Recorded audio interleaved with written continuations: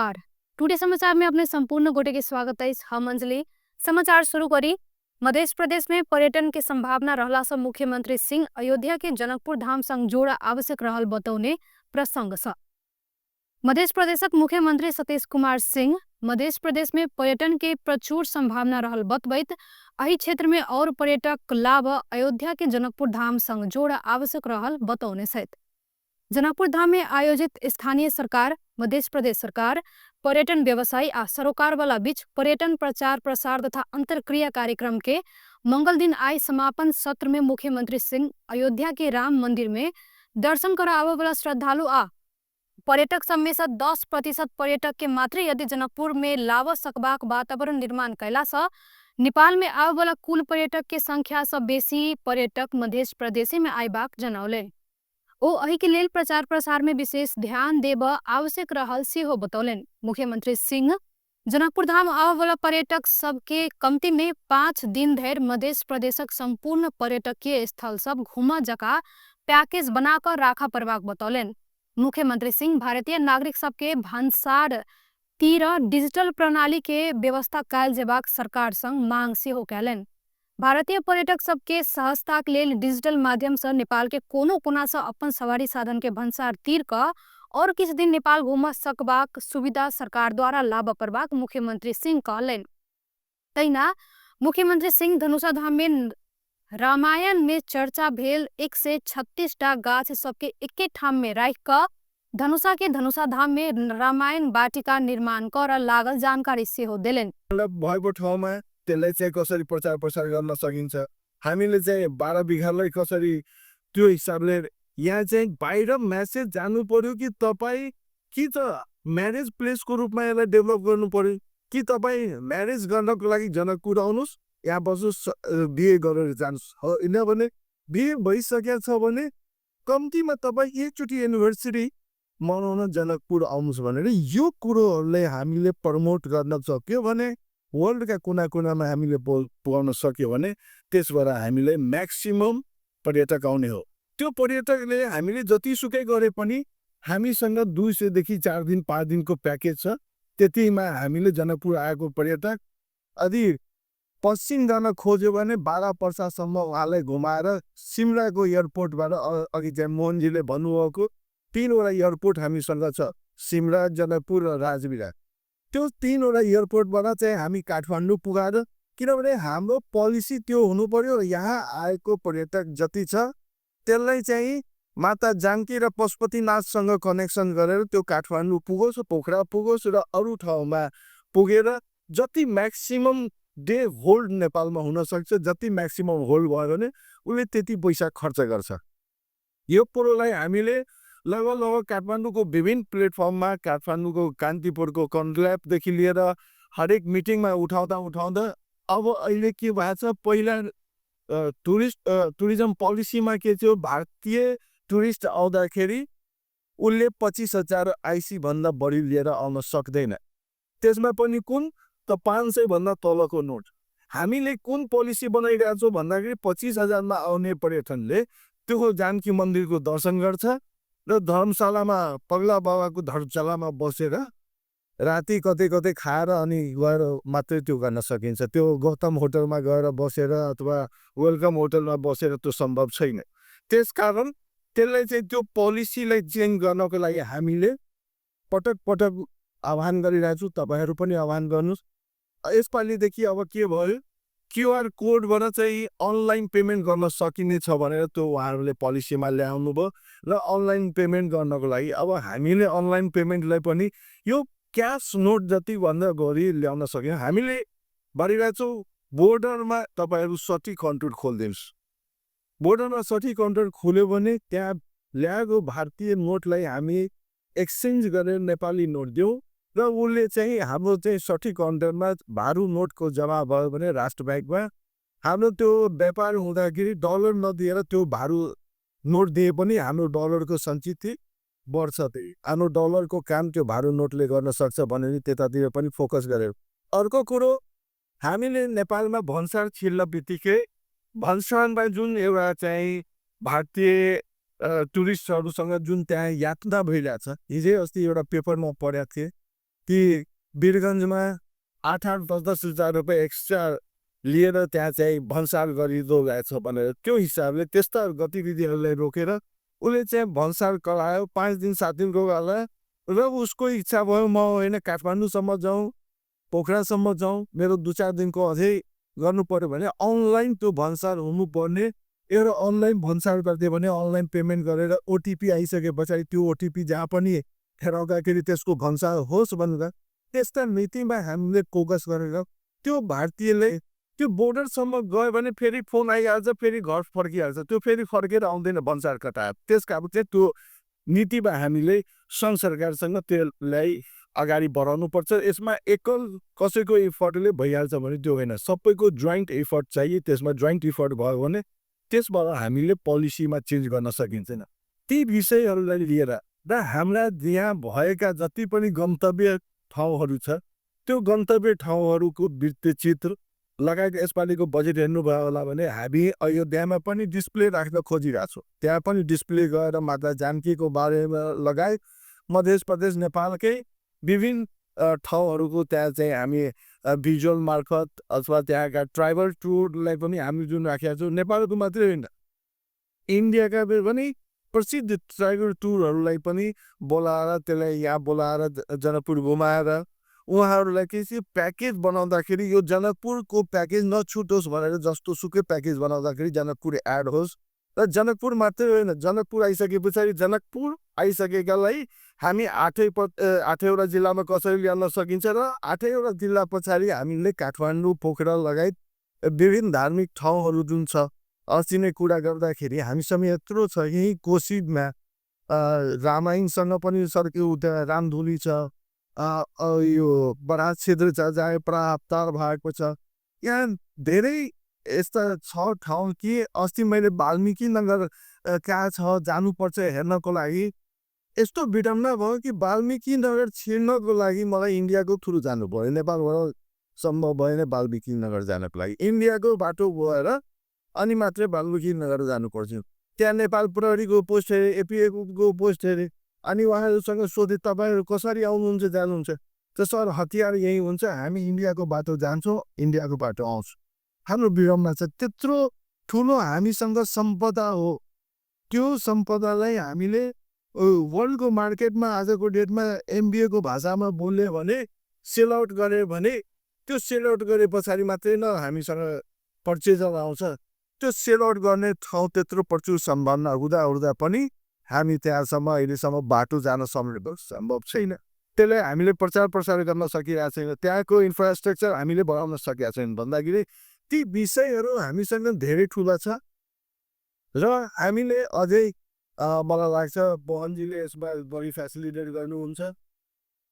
कार्यक्रम में नेपाल होटल तथा पर्यटन व्यवसायी महासंघ, मध्य प्रदेशक पदाधिकारी, उद्योग वाणिज्य तथा पर्यटन मंत्रालय के पदाधिकारी, होटल व्यवसायी मध्य प्रदेशक 8टा जिला पत्रकार महासंघ के पदाधिकारी, विभिन्न पर्यटन क्षेत्र में कार्यरत व्यक्ति विशेष सभक उपस्थिति रहल छल।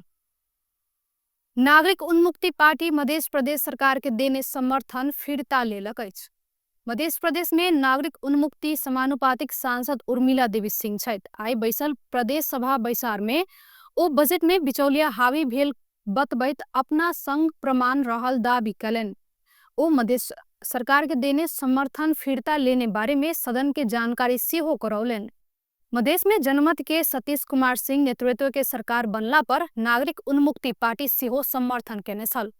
सुखी मधेश, समृद्ध मधेश हेबाक सट्टा सभी माननीय सांसद आ मध्य प्रदेश के जनता एखनक बजेट से दुखी भेल हुनक आरोप रहल अछि। सांसद सिंह सभामुख के अभिभावक के भूमिका निर्वाह करैत सभे सांसद सबके भावना बुझ क कोनो नतीजा में पुग आग्रह सेहो केने छथि।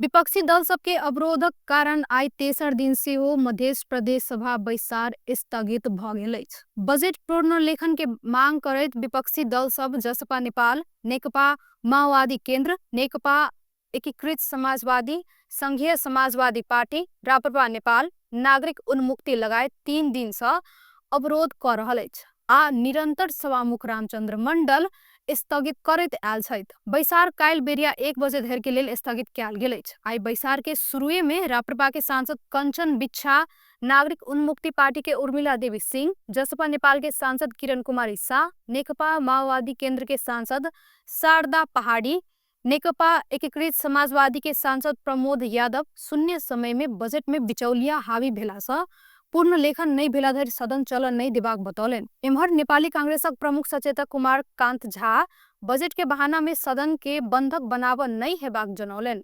सदन चलला बाद मात्रे बजट में भेल कमी कमजोरी लगायत के बात सब आओत तही सँ सदन चल देव परबाक ओ मांग सेहो केने छथि। जनता समाजवादी पार्टी नेपाल सरकार के देने समर्थन बुध दिन औपचारिक रूप में फिर्ता लेबल लागल अछि।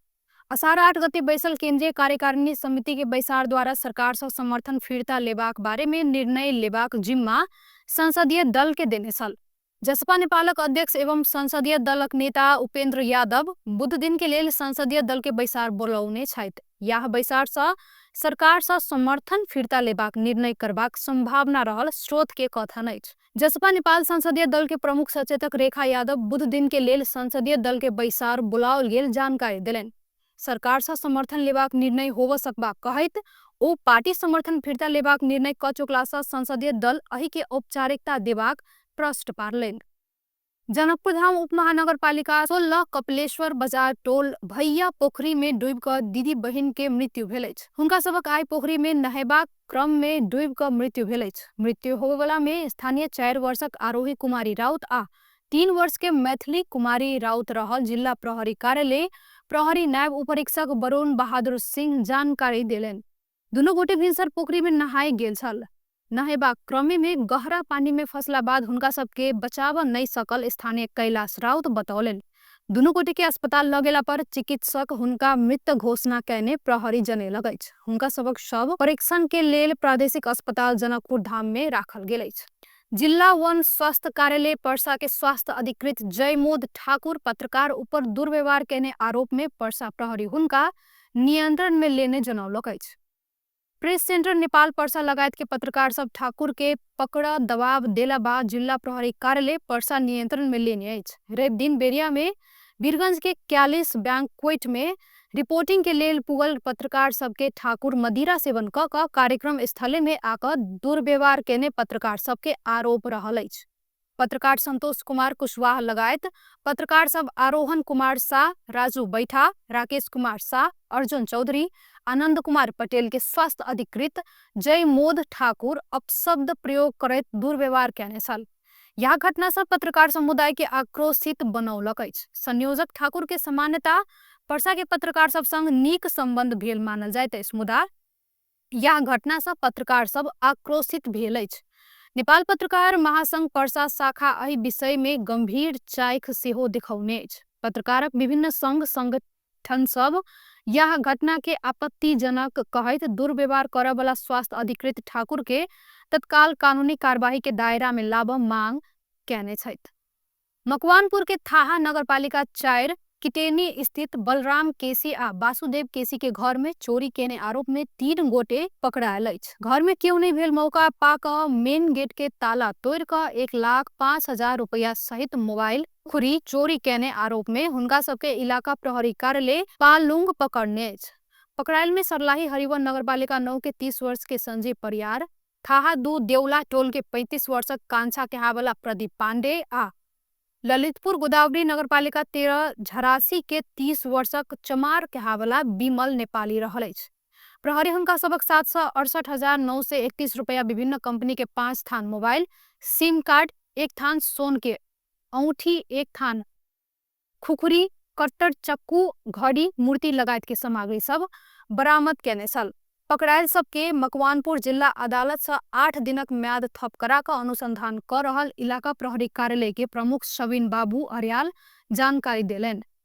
बीतल रात रसुआ में अचानक आयल बाढ़ से बड़का जनधन के क्षति पुगौने अछि। चीन से आयल बाढ़ से गोसाईकुंड गाउँपालिका 2 स्थित रसुआगढ़ी क्षेत्र में 6 गोटे चीनिया नागरिक सहित 18 गोटे संपर्क विहीन भेल अछि। जिल्ला प्रहरी कार्यालय रसुआ के अनुसार बाइट से नेपाल चीन सीमाना स्थित मितेरी पुल सेहो बहुनेछ, जाहि के कारण सवारी साधन आ आदमी सबके आवत जावत पूर्ण रूप में बंद भ गेल अछि।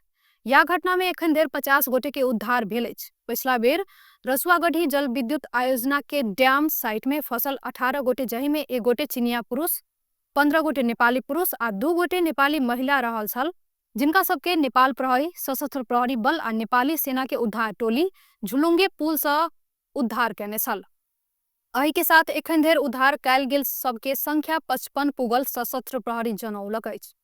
प्रहरी के अनुसार उद्धार कयल गेल व्यक्ति सब में 4टा महिला, 46टा पुरुष रहल अछि। बाढ़ि से और क्षति पुगेबाक संभावना के कारण उद्धार काज में सतर्कता अपनाओल गेल अछि त संपर्क विहीन सबके खोजी काज जारी रहल सुरक्षा निकाय जनौलक अछि। प्रधानमंत्री केपी शर्मा ओली रसुआ के बाढ़ि से पुगौने क्षति के बाद अत्यावश्यक बाहेक पूर्व निर्धारित कार्यक्रम सब स्थगित क देने छथि। कार्यक्रम सब स्थगित क आपातकालीन सहायता उपलब्ध कराब समन्वय क रहल प्रधानमंत्री ओली के कथन अछि। ओ आई तिब्बत के सीमावर्ती क्षेत्र में भेल भारी बरसातक कारण त्रिशूली नदी में आयल बाढ़ि से प्रभावित के उद्धार कर सरकार युद्ध स्तर में लागल बतौलनि। ओ सरकार के दिस से कयल जाय वाला प्रयास में कोनो कमी होब नहीं देब निर्देशन सेहो देलनि। साथे सरकारी निकाय सब कर रहल उद्धारक काज में सभी के सहयोग के अपेक्षा रहल सेहो ओ बतौलनि। प्रधानमंत्री के अनुसार बाढ़ि से किछु गोटे के जान गेल आ किछु गोटे बेपत्ता भेल दुखद खबर सब आयल अछि आ बड़का भौतिक क्षति सेहो पुगल ओ बतौलनि। ओ जान गुमौने नागरिक प्रति श्रद्धांजलि अर्पण आ विपद के पीड़ा में रहल नागरिक प्रति सहानुभूति प्रकट कयलनि। एहि दुखद क्षण में अत्यावश्यक बाहेक निर्धारित कार्यक्रम सब स्थगित क प्रभावित क्षेत्र में भ रहल उद्धारक काज बारे सुरक्षा निकाय संग नियमित रिपोर्टिंग ल रहल हुनक कथन अछि। सोन चांदी व्यवसायी सब आइयो आंदोलन जारी रखने अछि। अगिला आर्थिक वर्ष 2082-83 के आर्थिक विधेयक मार्फत सरकार सोन में लगौने 2% विलासिता कर आ हीरा में लगौने 13% मोल अभिवृद्धि कर के विरोध में सोन चांदी व्यवसायी सब आंदोलित बनल अछि। एहि से पहिने प्रधानमंत्री केपी शर्मा ओली अपना सबके मांग पूरा करबाक प्रतिबद्धता जनौला बाद विनियोजन विधेयक पास भेलो पर अपना सभक मांग संबोधन नहीं कैला से फिर से आंदोलित होब पड़ल व्यवसायी सबके कथन अछि। प्रधानमंत्री के आश्वासन बाद किछु दिन ओ सब आंदोलन सेहो रोकने छल, मुदा संबोधन नहीं केने कहत फेर से व्यवसायी सब विरोध में उतरल अछि। ओ सब सरकार जायज मांग संबोधन नहीं कैला पर साउन 1 गते से देशे भर के संपूर्ण सोन चांदी व्यवसायी अनिश्चितकालीन बंद करबाक चेतावनी सेहो द चुकल अछि। जल तथा मौसम विज्ञान विभाग मौसम पूर्वानुमान महाशाखा एखन देश पर मानसून वायु के प्रभाव रहल जनौलक अछि। साथे मानसून के न्यून चापीय रेखा सरदर स्थान के आसपास रहल अछि। महाशाखा के अनुसार लुम्बिनी, कर्णाली आ सुदूर पश्चिम प्रदेश लगायत पहाड़ी भूभाग में आंशिक से साधारणतया बदली रही क बाकी भूभाग में आंशिक बदली से मौसम मुख्यतः सफा रहल अछि।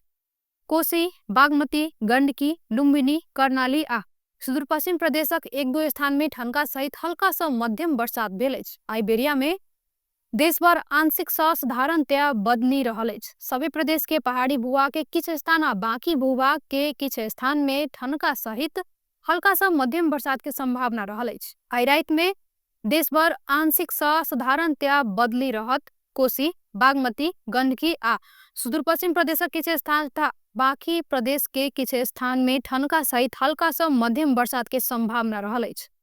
कोसी आ सुदूर पश्चिम प्रदेश के 1-2 स्थान में भारी बरसातक सेहो संभावना अछि। देश पर मानसूनी बरसात के संभावना रहला से बाढ़, भूस्खलन आ गेग्रान बहावक जोखिम रहला से आवश्यक सतर्कता अपनाब महाशाखा सभे के अनुरोध कयलक अछि। टुडे समाचार में अब अंतर्राष्ट्रीय समाचार।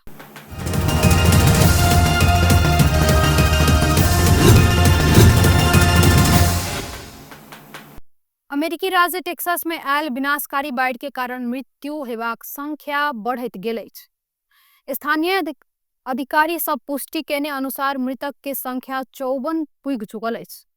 केंडल काउंटी से प्राप्त पछिला विवरण अनुसार ओहि ठाम 6 गोटे के मृत्यु भेल पुष्टि भेल अछि। काउंटी आपातकालीन व्यवस्थापन कार्यालय एक प्रेस विज्ञप्ति मार्फत उद्धार, राहत आ पुनर्स्थापना काज सब तीव्र रूप में आगा बढ़ाओल गेल जनौलक अछि। मुदा स्रोत आ जनशक्ति सीमित भेलासँ किछु ढिलाइ होबऽ सकबाक बताओल गेल अछि।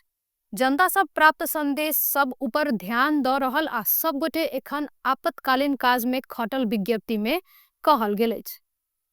व्यस्त टुडे समाचार एखन के लेल एतबे। पुनः से दोसर समाचार लऽ कऽ उपस्थित हेबेटा करब। ता धरि के लेल देखैत रही टीवी टुडे जनकपुर। नमस्कार।